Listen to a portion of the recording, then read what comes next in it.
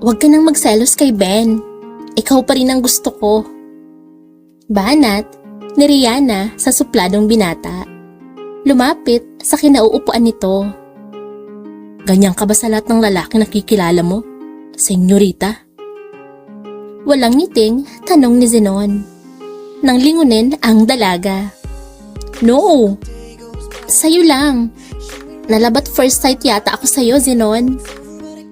Pinungayan niya ito ng mga mata. Nag-iwas ng tingin ng binata. Bumalik sa ginagawa. Hindi ako naniniwala sa labat first sight, senyorita. Sa labat first kiss. Yumuko si Rihanna upang pumantay sa mukha ni Zenon. Kaya nang muli itong lumingon, muntik nang magdikit ang mga labi nila. Napatayo si Zenon at lihim na napalunok.